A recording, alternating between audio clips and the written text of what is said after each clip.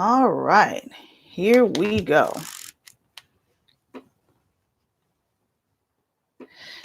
Yes, good afternoon. It is afternoon, January 1st, 2020. What a wonderful, wonderful, wonderful, wonderful experience to be at the beginning of 2020. I hope that your upcoming year is going to be even better than the last year. And this upcoming decade is going to be even better than the last decade. So now we have our own version of the roaring 20s, right? So we're stepping into the 20s and we're going to be fine. Thank you. Thank you. Thank you. Hi, Periscope. I have YouTube here. I have Facebook Live. Welcome to Wifeline. And I also have a podcast of Wifeline in simulcast. So thank you, thank you, thank you for joining us. Please like, share, subscribe, whatever you can do to get this message out. The topic today is, can you be happy in an unhappy marriage? Can you be happy in an unhappy marriage? Before we go into that, let me tell you what happened today on the first day of 2020. I woke up in good spirits, praying and things like that, exciting about the upcoming year. And I'm at home. I'm getting ready to do this broadcast. And, my husband leaves to go somewhere. And he comes home from the store. I guess he went grocery shopping and he comes home from the store. But I'm setting up everything, all my devices. I mean, everything was set up to start broadcasting, and he asked for the remote, and I kind of give him the remote, and I'm like, what are you doing? He's like, I'm getting ready to turn on the TV because I'm getting ready to start cook. I'm like, well, I'm getting ready to broadcast. Well, you can go broadcast in your room. I thought you were leaving anyway. Well, no, I was supposed to go to my aunt's house for New Year's festivities, but she postponed it until Saturday because one of her children wouldn't be able to make it until Saturday. So I told him, no, I'm sorry. Um, it's postponed until Saturday. And he said, well, you messed up my plans. Oh, well, I'm sorry. It wasn't my intention to mess up your plans. You don't have nowhere else to go? No, I don't. I didn't make any plans to go anywhere else. I'm going to be here all day. Well, you messed up my plans. I was like, well, were you going somewhere? He was like, no, I'm not going anywhere. Well, somebody coming over here? Did you invite someone over? Yes, but don't worry about it. Well, who did you invite over? I'm not telling you who I invited over. Don't worry about it. You need to get yourself in check because I don't know who you think you are. I'm like, and I'm not trying to argue with you. And I'm like, well, I'm not trying to argue with you either. I'm just asking who's coming over.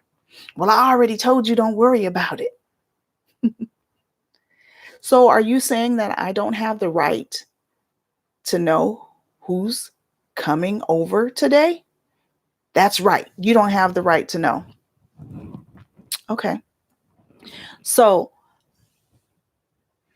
I just gave you that story to illustrate that not only wives are you going through things in your marriage, but I'm here in the trenches with you. I go through stuff too, which is why we're doing this broadcasting, right? So you're not alone. And that's why I'm here. I didn't arbitrarily just think, you know what, I'm going to start this group. No, the group is started out of experience and what to do while you're going through stuff like that. I'm not here to bash husbands. Please don't believe that I'm here to do that. It's not about bashing husbands. I don't bash husbands. I don't bash men. I love men. The intent here is to help the wives to encourage the wives. We need encouragement, don't we? Yeah, we need encouragement. Periscope, we need encouragement. YouTube, Facebook, podcasts, we need encouragement. So let's get to the topic of how to be happy in an unhappy marriage. Now, I got this information. I just Googled because I wanted to know, like, if I'm going to be here for however long I'm going to be here, then I need to know how to navigate through this stuff. I need some coping mechanisms because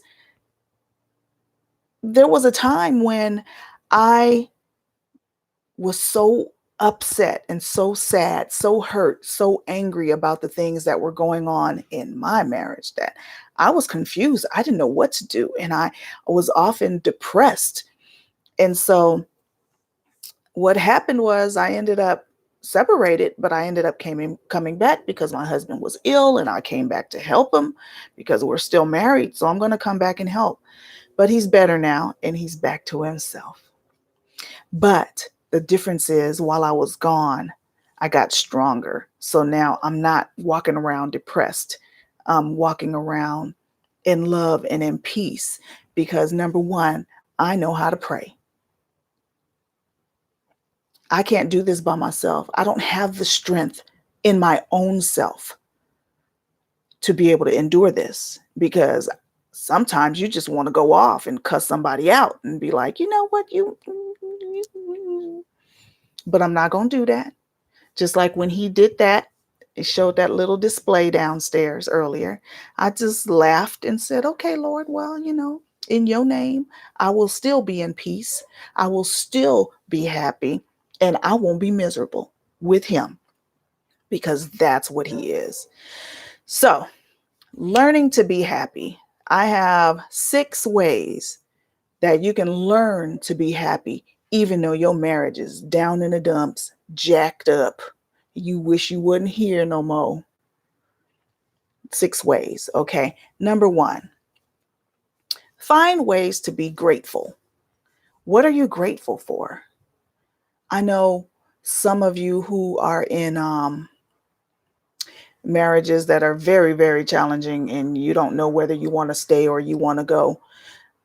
Some of you have children. So that's something you can be grateful for. Children are wonderful. I have a son. He is an adult now, and I'm grateful for that guy. Now, he's not from this marriage.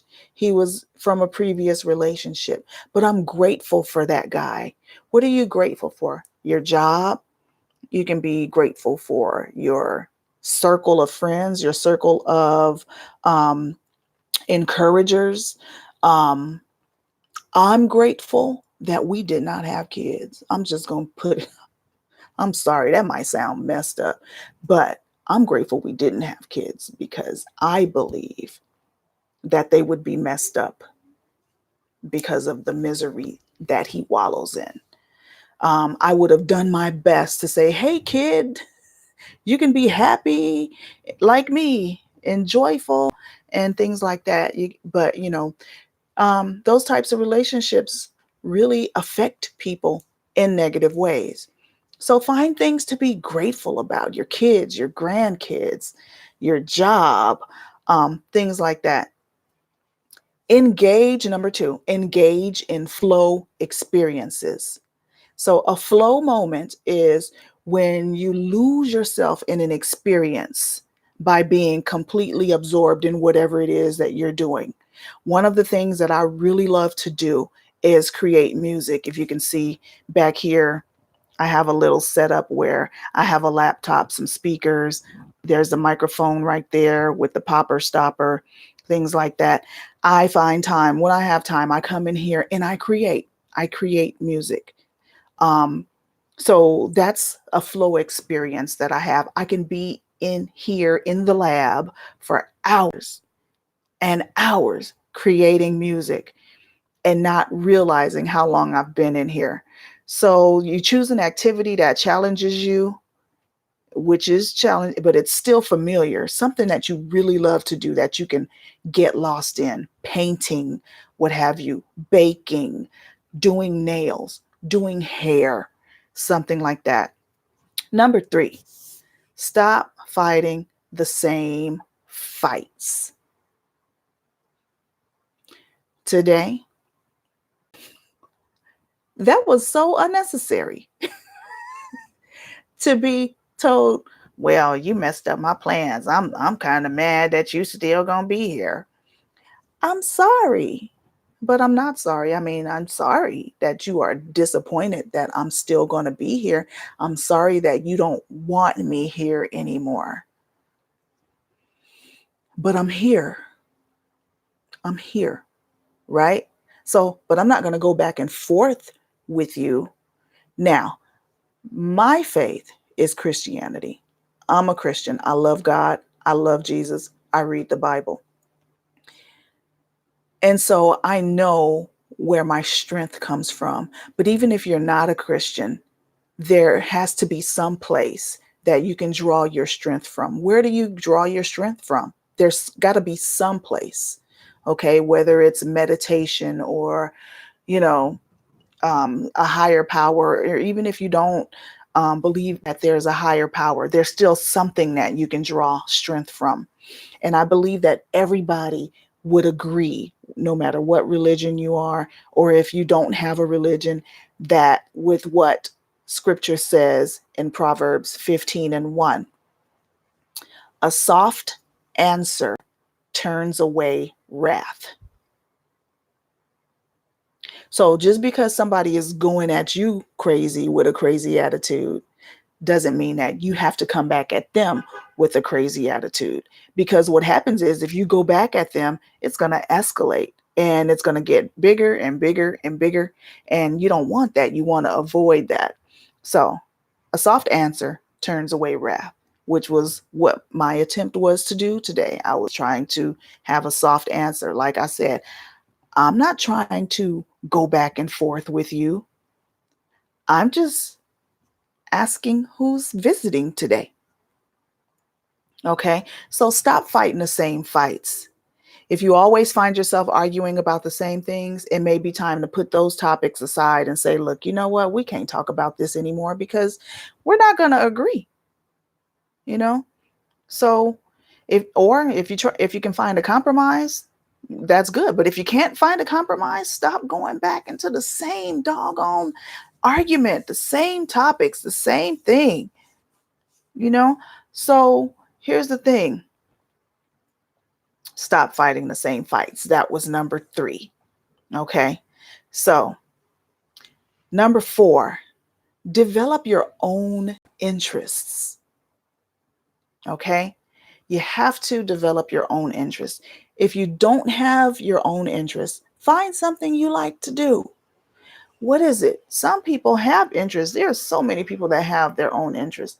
You know, that's why there's book clubs. There are clubs, there are groups of people who fly model airplanes.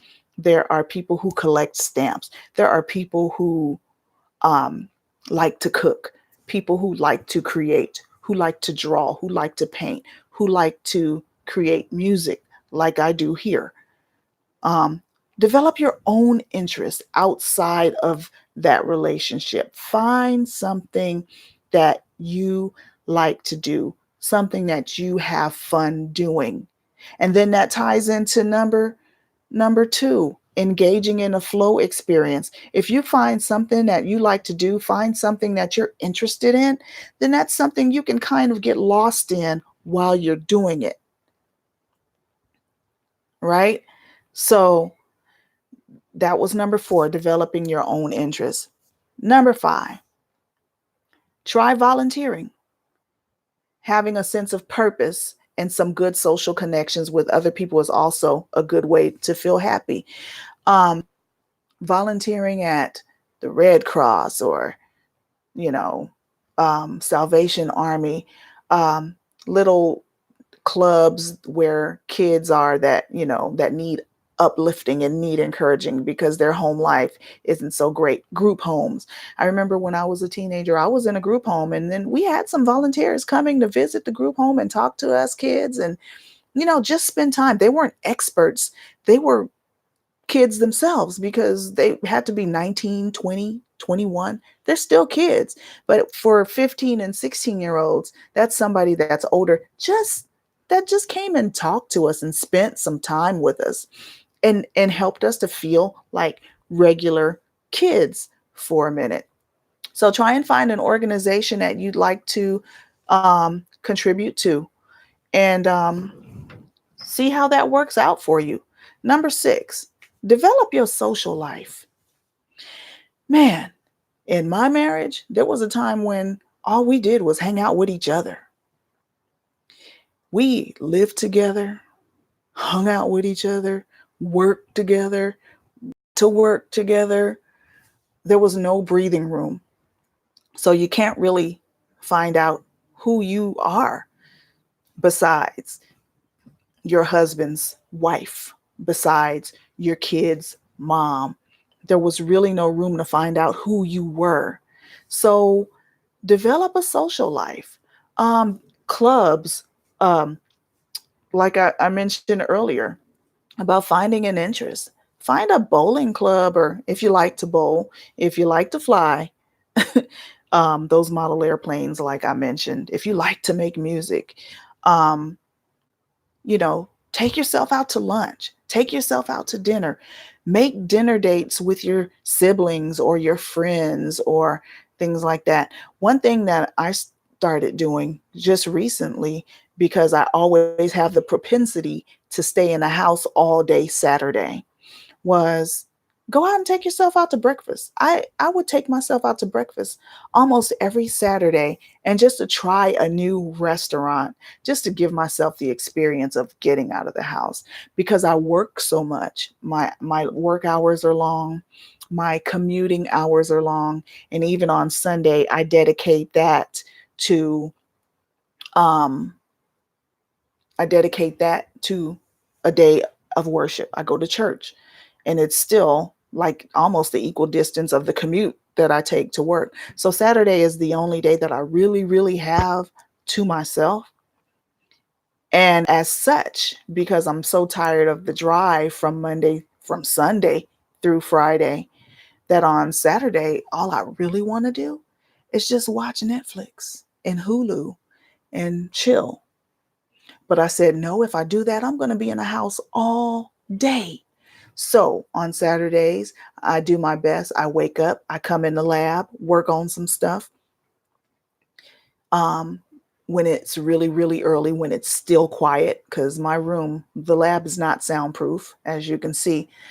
So I do it in the wee hours so that it's still really, really quiet. So there's no dogs barking, there's no garbage trucks passing, things like that. There's no lawnmowers going or anything like that. And I just make sure that I get up after I'm done with that, get myself all cleaned up and gussied up, and I go and find a restaurant to go enjoy by myself, because he always says no. So, I'm not going to not go eat breakfast because he's not going with me. I got to do something. Okay. So, but if you don't have a lot of friends, or if you don't have family, you're living in a part of town and your family is not near, you don't have a lot of friends, then find something. Bowling league, bingo. I have a friend that lives way far, and she doesn't really have anything to do. I'm like, why don't you go find a bingo game? Go find something. Try to see if you can find something while you're out there. Take an art class. Find a choir or a band who need new members. That's a good idea. I'm going to look for a band who needs some new members. But, that's it. So those are the 6 things that you can do to be happy in an unhappy marriage. It'll fill your time, and then you won't be spending so much time feeling sorry for yourself and your situation. So I hope that that was encouraging.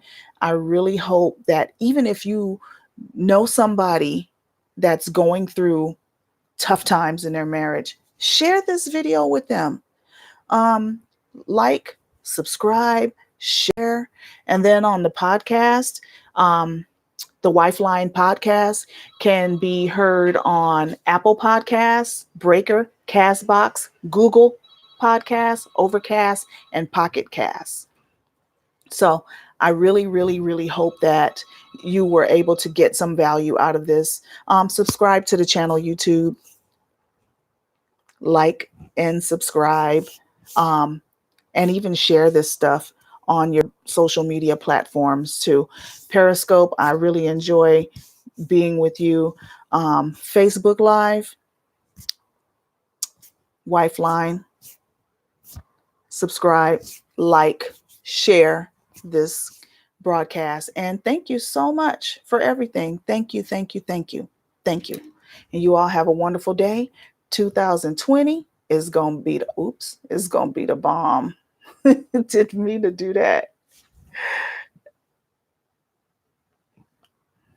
Yeah, so 2020 is going to be the bomb.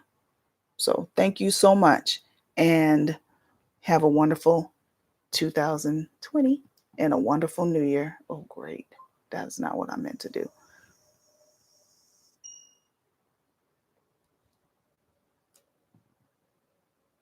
Bye-bye, YouTube.